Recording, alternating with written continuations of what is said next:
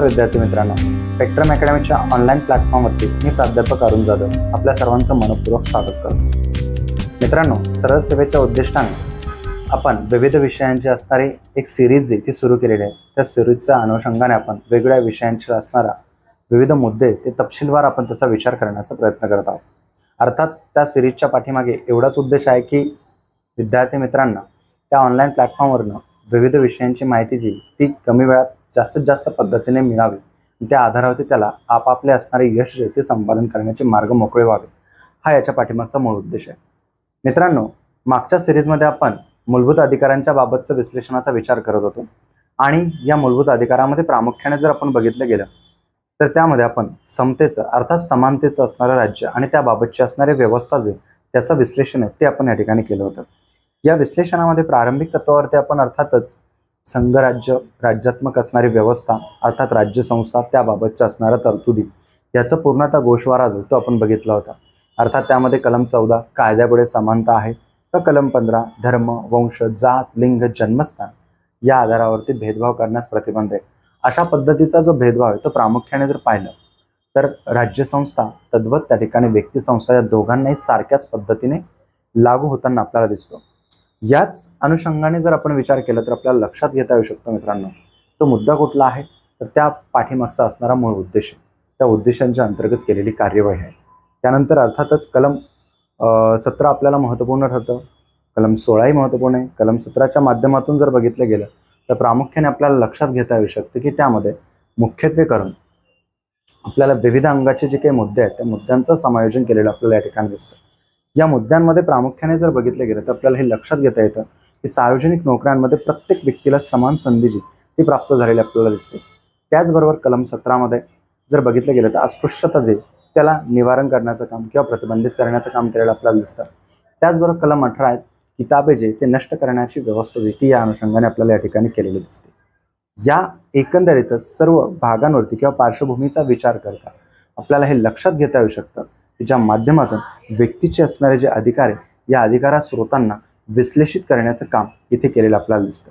Overall या सर्व घटकांचा एकीकृतपणे विचार जर केला तर आपल्याला या विविध अंगांचा असणारा एक प्रारंभिक तत्वाचा जो भाग आहे त्या भागाचं विश्लेषण ते इथे मुद्देशीर आपल्याला तपशीलवार करता येणार आहे। मित्रांनो, आत्ता सध्याच्या मितीला आपण ज्या मुद्द्यावरती चर्चा करणार आहे तो मुद्दा आहे स्वातंत्र्याचा अधिकार आहे। अर्थात स्वातंत्र्याच्या अधिकाराच्या माध्यमातून व्यक्तीच्या अधिकारांचा असणारा विकास आहे, त्या विकासाची एक पार्श्वभूमी जी ती आपल्याला या ठिकाणी पाहायला मिळताना दिसते। मग अशा विकासाच्या पार्श्वभूमीचा आधार काय आहे, शृंखला काय आहे, याचा एकंदरीत तपशील किंवा गोषवारा जो तो गोषवारा आपण या ठिकाणी बघणार आहोत। चला तर मग स्वातंत्र्याचा असणारा अधिकार काय आहे, त्या अधिकारांची पार्श्वभूमी काय आहे, त्या पाठीमागचे मूळ उद्देश कोणकोणते आहेत याचा एकंदरीतच अभ्यास आपण या असणाऱ्या शृंखलेच्या अंतर्गत किंवा असणाऱ्या सिरीजच्या माध्यमातून करणार आहोत। मित्रांनो, मग आता स्वातंत्र्याचा अधिकार आहे याची रचना जर बघितली गेली तर अर्थातच आपल्याला बघता येऊ शकतं ते म्हणजे काय, कलम 19 ते कलम 22चा असणारा मुद्दा आहे। मित्रांनो, एक खात्रीलायक बातमी आहे, पण तुम्ही तयार आहात का? महाराष्ट्र सरकार ऑगस्ट महिन्यात घेणार आहे तब्बल 75,000 सरळ सेवा पदांची मेगा भरती। गेल्या कित्येक दिवसांपासून आपल्या राज्यात तब्बल 2,75,000 पदे रिक्त पडून आहेत। त्यानुसार सरकारने एक तातडीचा आराखडा जाहीर केला असून स्वातंत्र्याच्या अमृत महोत्सवी वर्षानिमित्त 1 जून ते 15 ऑगस्ट या 2.5 महिन्यांच्या कालावधीत तब्बल 75,000 पदे भरली जाणार आहेत। चला तर मग आजच तयारीला लागा। या भरतीच्या संदर्भातले अभ्यासक्रम व इतर महत्त्वाचे अपडेट्स आम्ही आपल्याला दररोज देत राहू।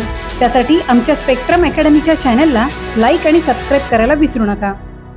स्वातंत्र्याच्या अधिकाराच्या बाबत मुख्यतः चर्चा करत होतो, त्या चर्चेचा मूळ बेस आहे कलम 19 पासून ते कलम 22 पर्यंतचा असणारा विस्तार जो आहे तो स्पेशली आपल्याला स्वातंत्र्याच्या अधिकारामध्ये विभाजित केलेला दिसतो। मग स्वातंत्र्याचा अधिकार म्हणजे नेमकं काय आहे, स्वातंत्र्याच्या अधिकारामध्ये कोणकोणत्या घटकांचा समावेश होताना दिसतो। मित्रांनो, मूळ राज्यघटनेचा विचार जर केला तर मूळ राज्यघटनेमध्ये एकूण 7 प्रकारचे स्वातंत्र्य आपल्याला दिलेले होते। मात्र अलीकडच्या काळामध्ये जर बघितलं गेलं तर या 7 स्वातंत्र्यापैकी आता केवळ 6 स्वातंत्र्य आपल्याला इथे पाहायला मिळताना दिसतात। अर्थात संपत्तीच्या अधिकाराबाबतचं असणारं जे काही स्वातंत्र्य आहे हे स्वातंत्र्य जर बघितलं गेलं तर त्या ठिकाणी 42व्या घटनादुरुस्तीनुसार काढून टाकलं गेलं आणि ते कलम 300A मध्ये अर्थात कायदेशीर स्वरूपाचा असणारा अधिकार तो बनवण्याचं काम केलं. अर्थात त्याबाबतच्या तरतुदी किंवा अनुषंग ते वेगवेगळ्या स्वरूपाचे आपल्याला पाहायला मिळताना दिसत होते. मित्रांनो, मग इथे जर बघितलं गेलं तर कलम 19 ते 22च्या दरम्यान प्रामुख्याने जर पाहिलं तर पहिलं जे महत्त्वपूर्ण स्वातंत्र्य आहे अर्थात भाषण व अभिव्यक्ती स्वातंत्र्य पाहायला मिळतं. दुसरं शांतता व निशुल्कपणे एकत्र जमण्याचं स्वातंत्र्य आहे. तिसरं त्यामध्ये प्रामुख्याने पाहिलं तर संघ किंवा संघटना स्थापन करण्याचं स्वातंत्र्य आहे. चौथा भारतभर मुक्तपणे संचार करण्याचा अधिकार आपल्याला पाहायला मिळतो. त्यानंतर पुढे भारताच्या भौगोलिक क्षेत्रामध्ये कुठेही त्या व्यक्तीला वास्तव्य करण्याचा अधिकार पाहायला मिळतो. आणि अंतिमतः जर बघितला गेला कोणतेही व्यवसाय, रोजगार किंवा धंदा कोणत्याही प्रकारचा करण्याचा अधिकार त्या व्यक्तीला आपल्याला पाहायला मिळतो. हे मुख्यतः 6 स्वातंत्र्य जे ते भारतीय नागरिकांना आपल्याला कलम 19च्या माध्यमातून पाहायला मिळताना दिसतात.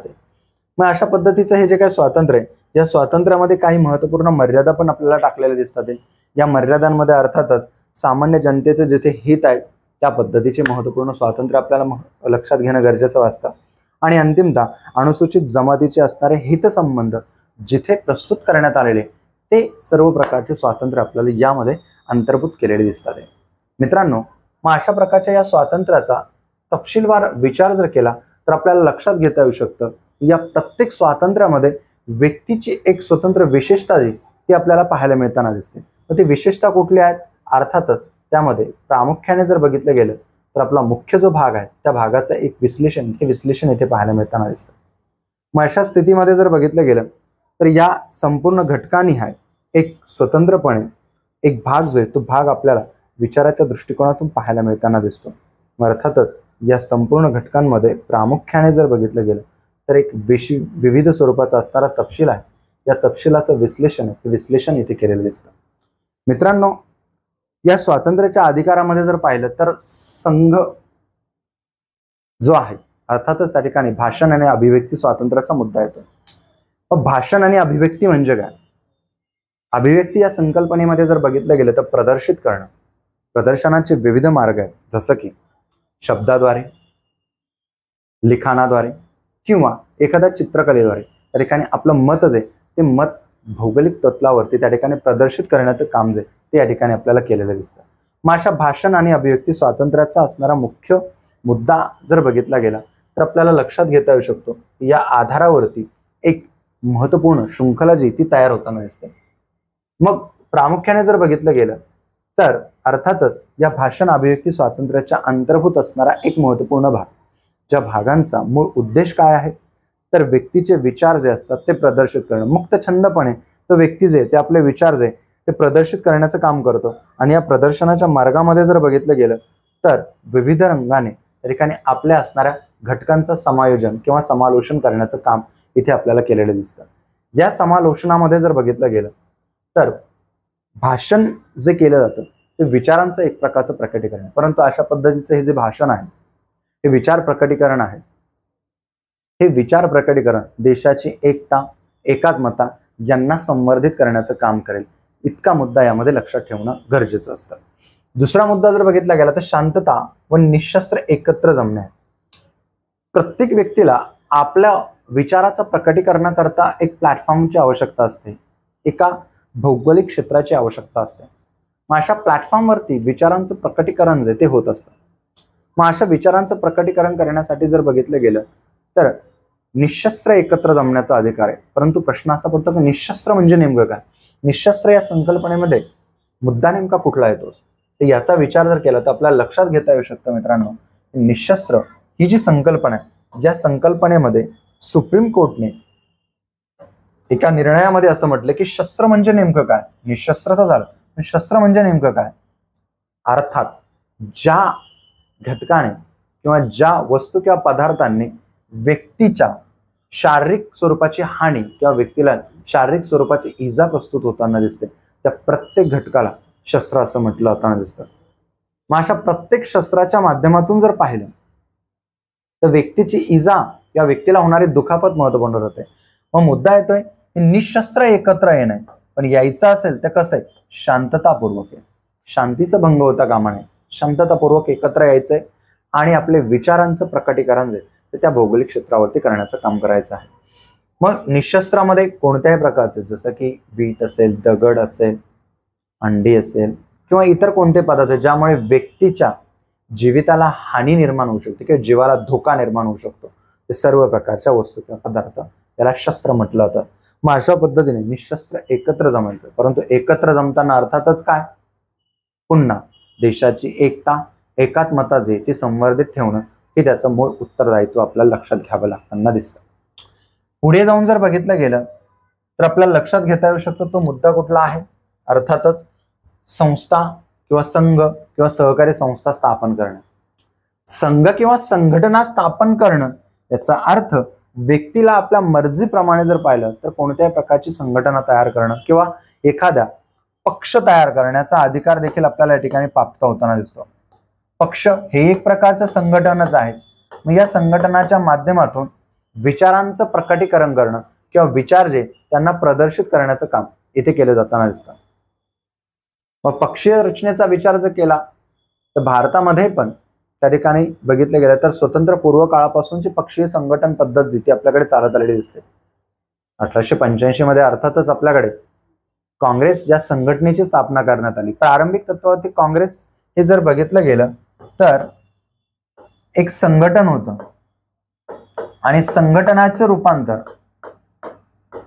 हळूहळू पुढे जाऊन जर बघितलं गेलं तर पक्षामध्ये झालेले दिसतं, जो आजकाल आपल्याला अलीकडचा पक्ष म्हणजे अर्थात काँग्रेस पक्ष पाहायला मिळतो. अर्थात पक्षीय संरचनेतला अत्यंत प्रारंभिक स्वरूपाचा असणारा पक्ष काँग्रेस असेल. स्वतंत्र पूर्व काळात स्वातंत्र्यासाठी झगडणारा मूळ पक्ष जर कोणी असेल तर काँग्रेस असेल आणि स्वतंत्र उत्तर काळामध्ये देशाची असणारे व्यवस्थापन प्रशासन प्रशासित करण्याचं काम जर कोणी केलं असेल तर ते काँग्रेसने केलेलं आपल्याला पाहायला मिळतं. परंतु अशा पक्षाचं काळानुसार परिस्थितीनुसार त्या ठिकाणी विभाजन हे वेगवेगळ्या काळामध्ये आपल्याला पाहायला मिळताना दिसतं. आणि या विभाजनाचा परिपाक जर पाहिला तर एक संघटनात्मक पक्षीय संरचनेच्या आधारावरती त्या ठिकाणी एक व्यवस्था प्रशासन व्यवस्था जी ती कार्यान्वित झालेली दिसते. मग जसं संस्था किंवा संघटना किंवा सहकार किंवा संस्था ज्या आहेत त्या स्थापन करणं, सहकारी संस्था ह्याही स्थापन करण्याचा अधिकार आपल्याला अर्थातच कलम 19च्या माध्यमातूनच लक्षात घेता येऊ शकतो. पुढे जाऊन दुसरा महत्वपूर्ण मुद्दा आपल्याला लक्षात घेता आहे तो म्हणजे कुठला, तर भारतभर मुक्त संचार करणं. भारताच्या भौगोलिक क्षेत्रामध्ये प्रत्येक व्यक्तीला मुक्त छंदपणे आपल्या मर्जीनुसार कोणत्याही क्षेत्रामध्ये भ्रमण करण्याचा किंवा फिरण्याचा अधिकार आहे. अगदी कन्याकुमारी पासून ते अगदी जम्मू काश्मीर पर्यंतचा असणारा भाग जो त्या भागापर्यंत मुक्त छंदपणे तो व्यक्ती जो आहे तो भ्रमण करू शकतो. त्या व्यक्तीला कोणत्याही प्रतिबंधित जे राज्य संस्थाही करू शकत नाही अथवा व्यक्ती संस्थाही प्रतिबंधित करू शकत नाही. हे भ्रमण करण्याचा अधिकार आहे. मात्र निवडक अशा ठिकाणी जिथे सरकारने संबंधित असणाऱ्या क्षेत्राला प्रतिबंधित केलं अशा ठिकाणी मात्र भ्रमण करता येत नाही. म्हणजे अर्थातच जर बघितलं गेलं तर उदाहरणार्थ अंदमान निकोबार बेटावरील असणारा सेंटिनेटल एक छोटंसं बेट आहे. हे जे सेंटिनेटल बेट आहे ना,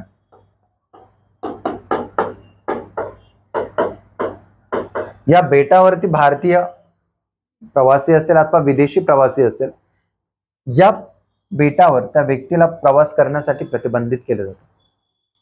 त्याचं कारण असं आहे की या बेटावरती राहणारे जे लोक आहेत त्या आदिम काळातले आहेत. त्यांची स्वतःची एक भाषा आहे, स्वतःची संस्कृती आहे, स्वतःची जीवन पद्धती आहे. म्हणजे अशा लोकांमध्ये कोणत्या प्रकारचा हस्तक्षेप बाह्य शक्तींचा न व्हावा व त्यांना आपलं जीवन सुस्थितीमध्ये जगता यावं हा मूळ उद्देश या पाठीमागे असल्या कारणामुळे जर बघितलं गेलं तर अशा बेटांवरती त्या ठिकाणी प्रवास करणं प्रतिबंधित करण्याचं काम केलेलं आपल्याला या ठिकाणी दिसतं. पुढे मुद्दा जर बघितला गेला तर अर्थात आपल्याला लक्षात घेता येईल तो म्हणजे काय, तर भारताच्या भौगोलिक क्षेत्रामध्ये कुठेही राहता येऊ शकतं. अर्थात वास्तव्याचं स्वातंत्र्य आहे. कोणताही व्यक्ती आपल्या मर्जीप्रमाणे भौगोलिक क्षेत्रामध्ये कुठेही राहू शकतो. त्याला प्रतिपादित किंवा प्रतिबंधित केलं जाणार नाही. अर्थात महाराष्ट्रातला व्यक्ती उद्या वाटलं की त्याला गुजरातमध्ये जाऊन राहायचंय, अल्टिमेटली तो राहू शकतो. गुजरातचा व्यक्ती त्याला वाटलं महाराष्ट्रात येऊन राहायचंय, महाराष्ट्रात येऊन राहू शकतो. त्याला प्रतिबंधित केलं जाणार नाही. कारण का, त्या व्यक्तीचा असणारा अधिकार आहे. मूलभूत अधिकार जो मूलभूत अधिकार यामध्ये निश्चित केलेला आपल्याला दिसतो. भारताच्या भौगोलिक क्षेत्रामध्ये कुठेही जाण्याचा अधिकार हा अधिकार त्यामध्ये निश्चित झालेला आपल्याला दिसतो. परंतु विशिष्ट अशा ठिकाणे जे अशा ठिकाणी मात्र भ्रमण करणं किंवा त्या ठिकाणी राहणं हे देखील प्रतिबंधित केलेलं आपल्याला पाहायला मिळताना दिसतं. या आधारावरती जर बघितले गेलं तर नॉर्थ ईस्टर्न मधले काही दुर्गम किंवा अतिदुर्गम असे क्षेत्र आहेत. अशा क्षेत्रामध्ये भ्रमण करण्याचं असेल किंवा वास्तव्य करायचं असेल तर संबंधित राज्य शासनाच्या प्रशासनाची परवानगी घेतल्याशिवाय अशा भौगोलिक क्षेत्रामध्ये राहता येत नाही. अर्थात त्यासाठी जर बघितलं गेलं तर आपल्याला माहिती आहे की 1872 मध्ये Bengal Eastern Frontier Regulation Act जो आहे तो तयार करण्यात आला होता.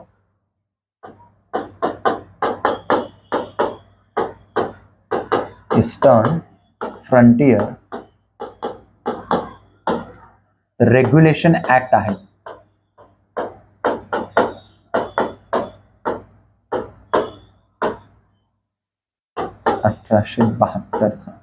तर या ऍक्टच्या माध्यमातून जर बघितलं गेलं तर नॉर्थ ईस्ट मधले असणारे काही प्रमुख राज्य जसं की अरुणाचल प्रदेश असेल, मिझोराम असेल, मणिपूर असेल, यासारखे त्रिपुरा असेल, यासारख्या घटक राज्यातील दुर्गम किंवा अतिदुर्गम क्षेत्रामध्ये कोणत्याही व्यक्तीला जाता येणार नाही किंवा त्या ठिकाणी वास्तव्य देखील करता येणार नाही. अर्थात जर त्या व्यक्तीला अशा क्षेत्रामध्ये भ्रमण करायचं असेल किंवा जायचं असेल, काही काळ तिथे वास्तव्य करायचं असेल तर स्थानिक क्षेत्रातील असणाऱ्या प्रशासनाची परवानगी घेतल्याशिवाय त्याला त्या पद्धतीची कोणतीही कृती जी ती करता येणार नाही. हा या पाठीमागचा बेस पार्ट आहे. मग ज्या आधारावरती बंगाल ईस्टर्न फ्रंटियर रेग्युलेशन ऍक्टच्या अंतर्गत त्याला पूर्णपणे प्रतिबंधित करण्याचं काम जे ते या ठिकाणी केलेलं आपल्याला दिसतं.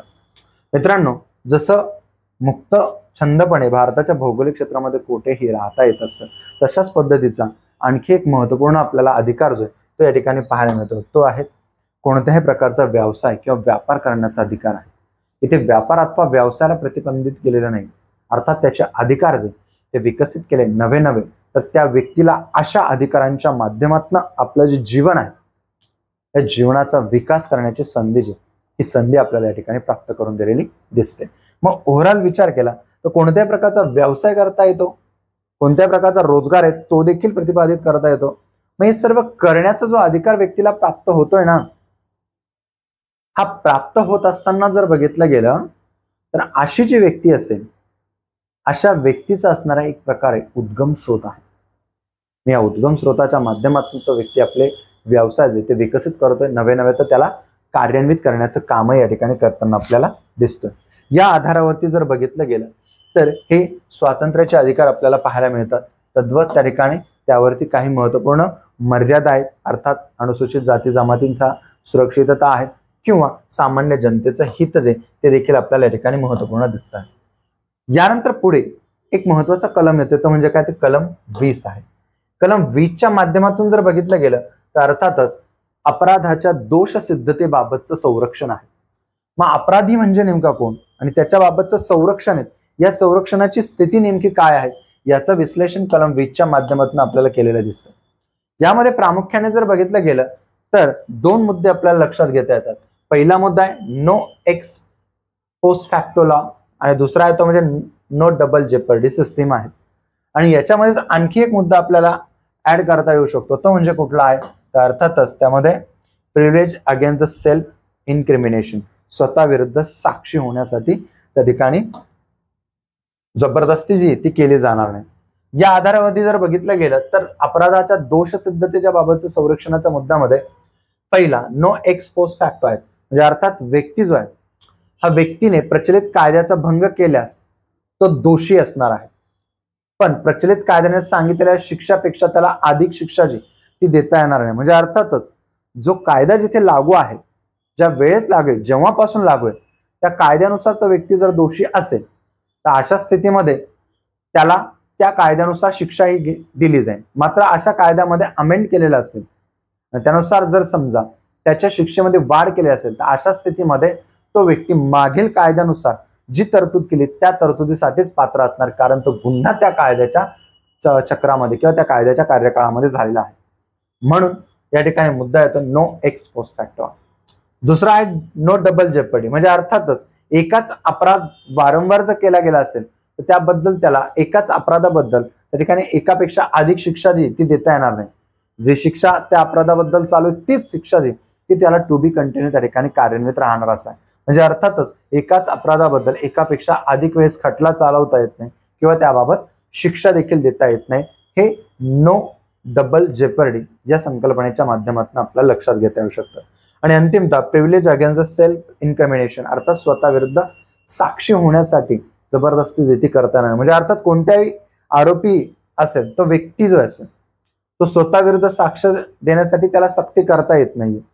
परंतु बराच वेळेस जर समजा संपूर्ण गुन्हा हा तत्सम व्यक्तीच्या संबंधित किंवा तत्सम व्यक्तीच्या निगडीतच जर असेल तर अशा स्थितीमध्ये न्यायालयाच्या आदेशाच्या अन्वये अशा व्यक्तींना त्या ठिकाणी साक्ष जी ती द्यावी लागते.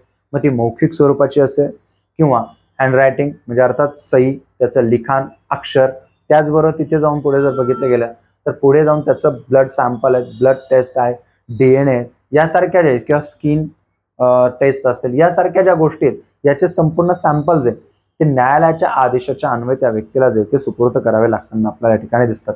म्हणून जर पाहिलं तर सेल्फ प्रिव्हिलेज अगेन्स्ट सेल्फ इन्क्रिमिनेशन ते महत्वपूर्ण आपल्याला ठरताना दिसते. अर्थात इथे काही डॉक्युमेंट एव्हिडन्स जर असेल ते देखील त्या व्यक्तीला प्रदर्शित करावे लागताना आपल्याला दिसतात. कारण का संबंधित जो काही गुन्हा असणार आहे हा गुन्हा त्या व्यक्तीशी निगडित आहे, त्या कारणास्तव अपराधाच्या दोषसिद्धतेच्या बाबतचं जरी संरक्षण असलं तरी काही अपवादात्मक गोष्टींमध्ये त्या व्यक्तीला आपल्यावाले असणाऱ्या ज्या गोष्टी आहेत, जे व्यवस्था आहे तिचं प्रदर्शन जे ते त्या ठिकाणी करावंच लागताना आपल्याला दिसतं.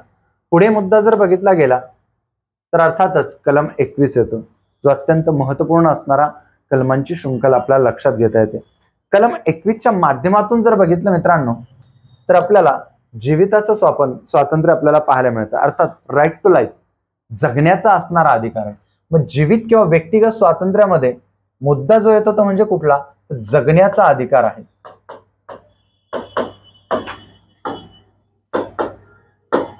परंतु हा जगण्याचा अधिकार कसा आहे, मुक्त आणि स्वच्छंदपणे व्यक्तीला सन्मानपूर्वक जगण्याचा अधिकार जो तो आपल्याला या ठिकाणी प्रचलित होताना दिसतो. मग या जगण्याच्या अधिकारामध्ये आणखी कोणकोणत्या घटकांचा समावेश होतो ते आपण पुढे बघूया. यामध्ये प्रामुख्याने जर बघितलं गेलं तर जगण्याच्या अधिकारात समवेत आणखी एक कलम यामध्ये अंतर्भूत झालेलं दिसतं, ते म्हणजे काय, तर कलम 21 क्लॉजेस ए, शिक्षणाचा अधिकार. हा देखील एक मूळ जगण्याच्या अधिकाराचाच भाग मानलेला आहे. सुरुवातीला जर बघितलं गेलं तर जगण्याच्या अधिकाराची जी व्याख्या आहे ती अत्यंत सिंक्रोनाइज, अत्यंत छोट्या स्वरूपाची किंवा संक्षिप्त स्वरूपाची होती की जगण्याचा अधिकार हा केवळ व्यक्तीच्या शरीरापुरता मर्यादित होता.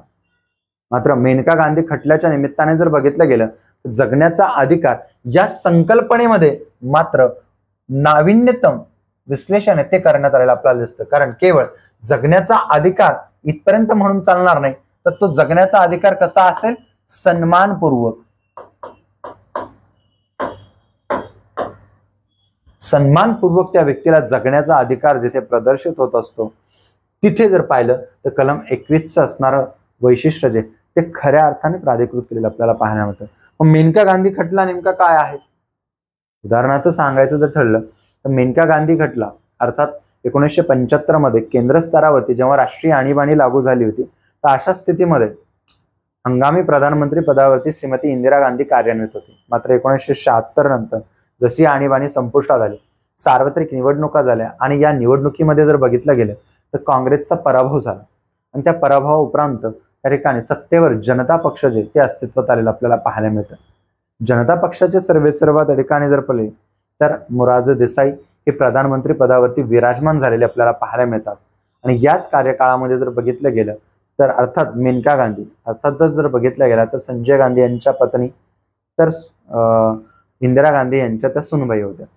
त्या बहुतांश जर बघितलं गेला तर विविध स्वरूपाच्या असणाऱ्या मॅगझिनच्या किंवा भाषणांच्या माध्यमातून जनता सरकारवरती कडाडून टीका करत असत किंवा जनता सरकारच्या असणाऱ्या चुकीच्या गोष्टींना उजागर करण्याचं काम करत असेल. त्यामुळे जनता सरकारचे असणारे अनेक ज्या काही योजना असतील किंवा अनेक ध्येय धोरणं असतील त्यावरती त्याचा परिणाम होत असायचा. आणि या कारणास्तव जर बघितलं गेलं तर जनता सरकारच्या माध्यमातून मेनका गांधी यांना प्रतिबंधित करण्याचं काम केलं. म्हणजे अर्थातच स्वातंत्र्याच्या अधिकारामध्ये जर बघितलं गेलं तर त्यांना भारताच्या भौगोलिक क्षेत्रामध्ये आता भ्रमण करता येणार नाही. अर्थात मुक्त छंदपणे त्यांना विचारांचं प्रकटीकरण करता येणार नवे तर विदेशात देखील त्यांचं भ्रमण करण्यासाठी प्रतिबंधित करून टाकलं. एवढंच नाही तर त्यांचा विजा अर्थात पासपोर्ट जो तोही जमा करून घेतला गेला. या कारणास्तव जर बघितलं गेलं तर मेनका गांधी नाराज झाल्याने त्यांनी सर्वोच्च न्यायालयाकडे याचिका टाकली आणि सर्वोच्च न्यायालयाला मुख्यतः 2 प्रश्न विचारले. नंबर 1, मूलभूत अधिकारामध्ये स्वातंत्र्याचा अधिकार हा व्यक्ती केंद्रित अधिकार आहे, म्हणजे अर्थात व्यक्तीचा अधिकार आहे. आणि अशा अधिकारामध्ये भाषण अभिव्यक्ती स्वातंत्र्य आहे. भारताच्या भौगोलिक क्षेत्रामध्ये कुठेही भ्रमण करण्याचा किंवा वास्तव्य करण्याचा अधिकार आहे. असा अधिकार जर मला राज्य घटनेने दिलेला असतानाही राज्य संस्था एखाद्या कायद्यान्वये किंवा नियमान्वये असे अधिकार जे ते खंडित करतात ते कितपत योग्य आहे, नंबर 1. नंबर 2 मुद्दा त्याचबरोबर जर बघितलं गेलं तर भ्रमण करण्याचा अधिकार आहे. भौगोलिक क्षेत्रानुसार म्हणजे भारताच्या बाहेर जर भ्रमण करायचं असेल तर कलम 21 अंतर्गत विदेशामध्ये भ्रमण करण्याचा अधिकार प्राप्त झालेला आहे. या कारणास्तव त्या ठिकाणी कलम 21चे उल्लंघन होत आहे. आणि जेव्हा मूलभूत अधिकारांचं उल्लंघन होत आहे अशा स्थितीमध्ये कलम 32च्या मार्गे सर्वोच्च न्यायालय त्या व्यक्तीचे मूलभूत अधिकार त्यांना पुन्हा प्राप्त करून देत असेल. मग अशा स्थितीमध्ये सर्वोच्च न्यायालय त्यामध्ये हस्तक्षेप करणार नाही का? याबाबत सर्वोच्च न्यायालयाने निर्णय देताना स्पष्ट केला की यस, राईट टू लाईफ जगण्याचा अधिकार आहे.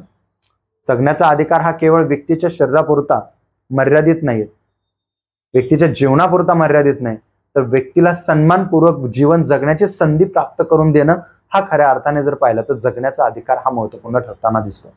म्हणून या अंतर्गत जर बघितलं गेलं तर जगण्याच्या अधिकाराच्या अन्वय सन्मानपूर्वक जगण्याचा अधिकार हे सर्वोच्च न्यायालयाचा निर्णय मेनका गांधी खटल्याच्या माध्यमातून आपल्याला पाहायला मिळताना दिसतो. पुढे याच कलमांनिहाय एक महत्त्वपूर्ण आपल्याला कलम 21 क्लॉजेस ए आलं, ज्याच्या अंतर्गत शिक्षणाचा अधिकार जो तो निश्चित केला. अर्थात 6 ते 14 वयोगटातील जे काही बालके असतील या बालकांना फ्री अँड कंपल्सरी एज्युकेशन जे ते देण्याचं कार्य केलं जाईल आणि ही उपलब्धता करून देण्याची जिम्मेदारी अर्थात तो त्या व्यक्तींचा मूलभूत अधिकार आहे अशा स्वरूपाचं मानलं गेलेलं आपल्याला दिसतं. अर्थात राईट टू एज्युकेशन या नावाने त्याला समाविष्ट करण्याचं काम केलं. मग यासाठी जर पाहिलं तर स्पेशली 86वी घटना दुरुस्ती 2002 मध्ये केली आणि त्या घटना दुरुस्तीच्या अन्वय कलम 21 क्लॉजेस ए तयार केलं, ज्या अंतर्गत right to education, right of children to free and compulsory education आहे. म्हणजे अर्थात RTE ऍक्ट 2009 अन्वय फ्री अँड कंपल्सरी एज्युकेशन जे ते त्या बालकांचं जे ते निश्चित केलेलं आपल्याला दिसतं. या संबंधित महत्वाचे खटले जसं की एक गोपालन खटला आहे 1950 मध्ये असणारा, दुसरा मेनका गांधी खटला जो आत्ताच आपण विश्लेषित केला, आणि तिसरा महत्वपूर्ण खटला जो आहे तो उन्नीकृष्णन विरुद्ध आंध्र प्रदेश 1993. या उन्नीकृष्णन खटल्याच्याच माध्यमातून खऱ्या अर्थाने जर पाहिलं तर राईट टू एज्युकेशन शिक्षणाचा अधिकार आहे हा अधिकार आपल्याला निश्चित झालेला दिसतो. एक गोपालन खटल्याच्या अंतर्गत जर बघितलं गेलं 1950 मध्ये प्रामुख्याने जर पाहिलं तर जीवनाचा किंवा जीविताचा अधिकार हा केवळ व्यक्तीच्या शरीरापुरताच मर्यादित आहे अशा पद्धतीची व्याख्या सुप्रीम कोर्टने केली होती. मात्र या व्याख्येला खंडित करण्याचं काम मेनका गांधी खटल्याच्या माध्यमातून केलं आणि व्यक्तीचा अधिकार आहे हा सुनिश्चित करण्याचं काम या अंतर्गत आपल्याला केलेलं दिसतं. यानंतर कलम 22 आहे. कलम 22च्या माध्यमातून जर बघितलं गेलं तर अटक आणि स्थानबद्धतेपासूनचे केलेले संरक्षण आहे. म्हणजे अर्थात एखाद्या व्यक्तीला अटक केली आहे तर अटक का केली आहे ते याचं कारण जे ते निश्चित करून द्यावं लागतं. अर्थात का अटक केली त्याचं कारण सांगणं गरजेचं असतं. नंबर 2, एखाद्या व्यक्तीला स्थानबद्ध केलं. 2 मुद्दे या ठिकाणी पाहायला मिळतात. एक अटक आहेत आणि दुसरी स्थानबद्धता आहे. अटक ही एक वेगळी व्यवस्था आहे आणि स्थानबद्धता ही वेगळी व्यवस्था आहे. मग शिक्षा म्हणून केलेली स्थानबद्धता म्हणजे अर्थातच जर बघितलं गेलं तर एखादा खटला चालवल्यानंतर व अपराध सिद्ध झाल्यानंतर केलेली स्थानबद्धता आहे. म्हणजे अर्थात त्या व्यक्तीच्या शिक्षेसाठी केलेली ही स्थानबद्धता आहे. आणि दुसरी जी स्थानबद्धता आहे ती प्रतिबंधात्मक स्वरूपाची स्थानबद्धता आहे. म्हणजे अर्थातच कोणत्याही प्रकारचा खटला न भरता किंवा न्यायालयाने शिक्षा न सुनावता त्या व्यक्तीच्या सुरक्षिततेसाठी केलेली स्थानबद्धता म्हणजे काय तर प्रतिबंधात्मक स्वरूपाची स्थानबद्धता होय. मग व्यक्तीची स्थानबद्धता जर बघितली गेली तर साधारणतः 3 महिन्यापेक्षा जास्त काळ करता येणार नाही. जर ती इनकेस करायची असेल तर अशा स्थितीमध्ये त्या ठिकाणी स्थानिक जो काही सल्लागार असतो न्यायिक सल्लागाराच्या मदतीने त्या ठिकाणी त्याची शहानिशा केली जाते आणि त्यानुसार त्या ठिकाणी वाढवून देण्याचं काम आहे किंवा ती पुढे ढकलता येऊ शकते. स्थानबद्धता व्यक्तीस प्रतिनिधित्वाची संधी जी ती दिली जाईल. अर्थात त्याला आपलं मत मांडण्यासाठी जर पाहिलं तर एक स्वतंत्र व्यवस्था जी ती प्रस्तुत किंवा प्रतिपादित करण्याचं काम जे ते केलेलं आपल्याला पाहायला मिळतं. मग कलम 22च्या अंतर्गत जर बघितलं गेलं तर संसदेत दिलेले काही महत्वपूर्ण आधार आहेत. म्हणजे अर्थातच नंबर 1, कोणत्या केसमध्ये सल्लागार मंडळाचा विचार न घेता 3 महिन्यापेक्षा अधिक काळासाठी स्थानबद्धता जी ही स्थानबद्धता करता येऊ शकते. मग त्याबाबत जर बघितलं गेलं तर अर्थातच कोणत्या केसमध्ये गटांसाठी किंवा स्थानबद्धतेचा महत्वाचा कालावधी जो तो निश्चित ठरवण्याचा अधिकार त्या असणाऱ्या संबंधित घटकांकडे असणार आहे. आणि तिसरा मुद्दा, सल्लागार मंडळ जे हे सल्लागार मंडळ सर्वोच्च आणि उच्च न्यायालयाच्या असणाऱ्या निर्देशनाच्या अन्वये स्थापन केलं जाईल आणि त्यांच्या माध्यमातूनच त्या ठिकाणी महत्वाचा निर्णय जो तो प्रतिपादित करण्याची व्यवस्था जी ती आपल्याला केलेली दिसते. याच आधारावरती जर बघितलं गेलं तर प्रतिबंधात्मक स्वरूपाची स्थानबद्धता आहे त्या संबंधित असणारे काही कायदे, जसं की नंबर 1 प्रतिबंध स्थानबद्धता कायदा 1950, मात्र तो 1970 मध्ये रद्द करण्यात आलेला आपल्याला पाहायला मिळताना दिसतो. त्यानंतर दुसरा आहे अंतर्गत सुरक्षा कायदा अर्थात मिसा ऍक्ट आहे, जो 1971 ला स्थापन केला, मात्र 1978 ला तो रद्द करण्यात आला. त्यानंतर कॅपोसा कायदा आहे, 1974 ला तो कार्यान्वित करण्यात आलेला आपल्याला पाहायला मिळतो. त्यानंतर पुढे राष्ट्रीय सुरक्षा कायदा आहे, जो 1980 ला कार्यान्वित करण्याला आपल्याला त्या ठिकाणी दिसतो. आणि अंतिमतः जर पुढे जाऊन बघितलं, दहशतवादी व फुटीर कारवायास नियंत्रक कायदा जो म्हणजे अर्थात टाडा 1985 ला त्याला कार्यान्वित केलं होतं, मात्र 1995 मध्ये तो रद्द करण्यात आला. आणि अंतिमतः पोटा ऍक्ट दहशतवादी प्रतिबंधक कायदा जो तो 2002 मध्ये लागू केला, मात्र 2004 मध्ये त्या ठिकाणी रद्द करण्यात आलेला आपल्याला पाहायला मिळतो. म्हणजे अर्थात मित्रांनो, हे कलम 19 ते कलम 22 पर्यंतच्या असणाऱ्या तरतुदी ज्या माध्यमातून आपल्याला व्यक्तीच्या स्वातंत्र्याच्या अधिकारासमोर अपराधाच्या दोषसिद्धतेच्या बाबतचं संरक्षण असेल, अथवा त्या ठिकाणी जीविताचा किंवा शिक्षणाचा अधिकार असेल, किंवा त्या ठिकाणी अटक व स्थानबद्धतेच्या बाबतची तरतूद असेल, याबाबतचं विश्लेषण हे आपल्याला या ठिकाणी केलेले दिसतात. तुर्तास या ठिकाणी थांबूया आणि पुढच्या सिरीजमध्ये आपण पुढच्या मुद्द्यांचा विचार करूया. Thank you so much.